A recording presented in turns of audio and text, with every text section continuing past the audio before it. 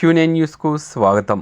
తమ తాత ముత్తాతల నుండి ఉన్న ఆలయంలో దేవుళ్ళ పాటలు పెడితే పోలీసులు నోటీసులు ఇచ్చారని మాల సంఘ సభ్యులు తెలిపారు. ఈ సందర్భంగా వారు మాట్లాడుతూ తమ కాలనీలో ఉన్న గుడిలో రోజు 2 సార్లు పాటలు పెడతామని, తమ కాలనీలో ఉంటున్న పాస్టర్ పోలీసులకు ఫోన్ చేస్తూ తమపై ఫిర్యాదు చేస్తూ ఇబ్బందులకు గురి చేస్తున్నారని అన్నారు. అదేవిధంగా పాస్టర్ అనుమతి లేకుండా చర్చ్ నిర్వహిస్తూ రోజు ప్రేయర్ నిర్వహిస్తున్నారని, ఆ పాస్టర్పై ఎన్నిసార్లు ఫిర్యాదు చేసినా అధికారులు పట్టించుకోవడం లేదని అన్నారు. మున్సిపల్ అధికారులు తాము 10వ వార్డులో ఎవరికి కూడా చర్చికి అనుమతి ఇవ్వలేదని సమాచార హక్కు చట్టం ద్వారా తెలిపారు అని, ఈ విషయంపై అధికారులకు ఎన్నిసార్లు విన్నవించినా స్పందించడం లేదని అన్నారు.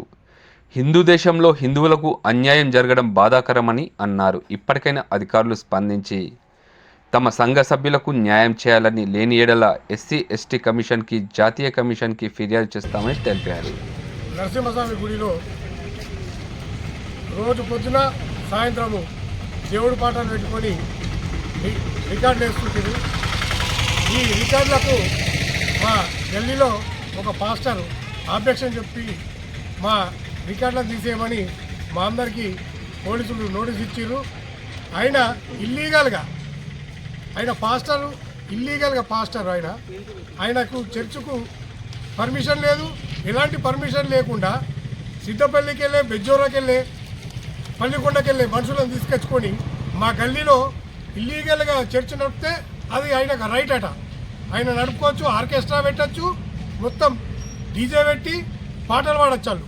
కానీ మేము పొద్దున సాయంత్రము 2 పూటల మా గుడిలో దేవుడు పాటలు వేస్తే అవి తీసేయాలని ఈ భీమ్గల్ పోలీసు వారు మాకు నోటీస్ ఇచ్చారు. ఆయనకు మాత్రం మా సభ్యులు 70 మంది ఉంటే 70 మందికి నోటీసులు ఇచ్చారు. ఆయనకు ఒక పాస్టర్కు నోటీస్ ఇచ్చామని చెప్తుండు. ఇది ఎంతవరకు సమంజసము? అంటే ఈ హిందూ దేశంలో మేము హిందువులమై ఉండకూడదా? ఇది అందరికీ మేము మా సంఘాలను మరియు గ్రామ కమిటీని అందరినీ కలుపుకొని ఇటు ఉద్యమాన్ని పెద్ద చేసి ఈ పోలీసులకు, ఆ పాస్టర్కు బుద్ధి వచ్చేటట్టు చేస్తాం. జై భీమ్.